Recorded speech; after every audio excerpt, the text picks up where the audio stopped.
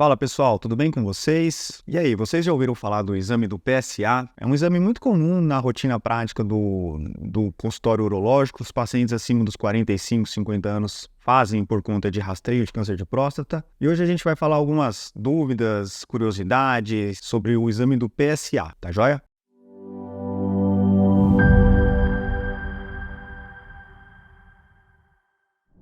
Meu nome é Pedro Padovani, eu sou médico urologista, trabalho na parte de cirurgia oncológica e andrologia. O exame do PSA é uma proteína produzida pela próstata. O PSA é um exame que a gente utiliza para fazer o rastreio do câncer de próstata. Ele é um antígeno prostático específico. E qual é a função do PSA? O PSA ele ajuda a liquefazer o sêmen, né? Se a gente faz o ejaculado ali no exame de espermograma, depois de um tempo o nosso sêmen ele fica mais liquefeito. Então essa proteína tem essa função. Ela ajuda o sêmen a ficar liquefeito, a ficar mais líquido, para ajudar os espermatozoides a adentrarem o colo do útero na fecundação. Então, o que acontece? Esse exame é um exame que os homens fazem e gera muita ansiedade, muita controvérsia, entre aspas, porque ele aumenta e ele tem alterações por diversos motivos. Então, quais são os motivos que o PSA aumenta? Próstata muito grande, próstata inflamada, próstata infeccionada, relação sexual recente, paciente que fez o exame andou de moto, bicicleta, cavalo, qualquer atividade onde existe uma posição de cavaleiro. E o câncer é uma das coisas que aumenta o PSA. Então, por isso que quando o paciente faz o exame do PSA, ele está alterado, gera uma ansiedade muito grande. E realmente a gente precisa investigar o que está acontecendo por conta dessas alterações do PSA. Mas fique tranquilo, aqui eu vou explicar para vocês todas essas alterações e quando a gente deve fazer, se preocupar e investigar mais a fundo o paciente. Então, como eu disse a vocês, né? O PSA é um exame que a gente faz a coleta pelo sangue, tá bom? Existem algumas recomendações para fazer a coleta do PSA. Normalmente, muitos de vocês já fizeram aí. O laboratório informa que você tem que ficar em abstinência sexual durante uns 3 ou 4 dias, não andar de moto, bicicleta, cavalo, nada que possa alterar o exame do PSA. Se o médico faz o exame do toque retal no consultório, a gente pede para o paciente também esperar uns 3 dias para coletar o exame, porque no toque a gente pressiona a próstata, isso pode ter alguma alteração no PSA. E o PSA é um exame que a gente vai, depois de uns 2, 3 dias ficar pronto, o paciente vai trazer o exame aqui pra gente avaliar a alteração ou não desse exame, né? Via de regra, os valores de referência são de 2,5 até os 60 anos, 65 anos, a gente tolera até um máximo de 4 no exame do PSA. E muitos pacientes, às vezes, têm esse exame de PSA acima de 4, né? E geram ansiedade. Esse paciente também vai ser avaliado em relação ao tamanho da próstata, se esse paciente teve infecção urinária, retenção urinária, prostatite aguda, prostatite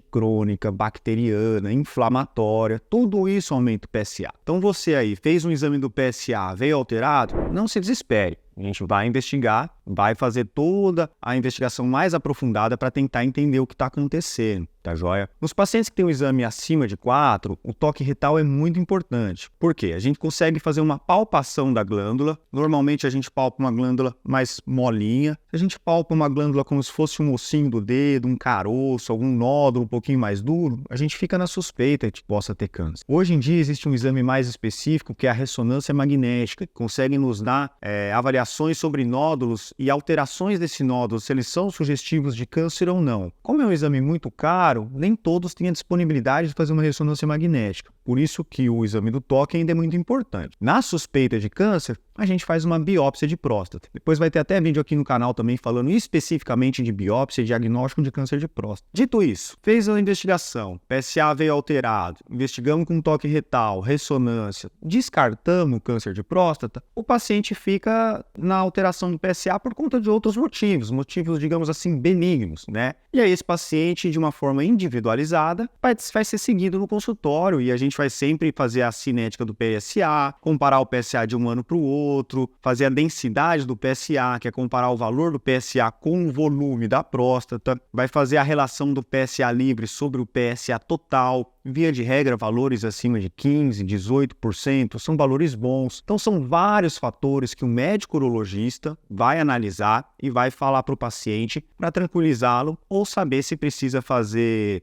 uma investigação mais aprofundada. Esse valor de PSA ele muda em alguns cenários. Quando o paciente é tratado do câncer de próstata, seja pela cirurgia, pela radioterapia ou com hormonioterapia, existem alguns valores, alguns parâmetros que a gente segue do PSA para poder ver se o câncer está controlado ou não. tá? Em resumo, você aí já fez o PSA, seu PSA veio normal, veio alterado, você tem histórico de próstata aumentada, histórico de câncer na família, procure sempre um urologista, porque basear um valor específico, único, com um valor de referência, muitas vezes gera ansiedade e não é isso que a gente quer. Tá joia? Então espero que esse vídeo aí tenha esclarecido algumas dúvidas sobre o PSA. É um exame muito importante na prática médica, depois dos 45, 50 anos, então procure o seu urologista para tirar as dúvidas e ficar tranquilo, tá joia? Se você gostou desse conteúdo aí, peço que vocês se inscrevam aqui no canal, dê o joinha, porque é um conteúdo de extrema relevância e o YouTube continua distribuindo para todo mundo e essas dúvidas são sanadas, tá joia? Valeu, pessoal, muito obrigado.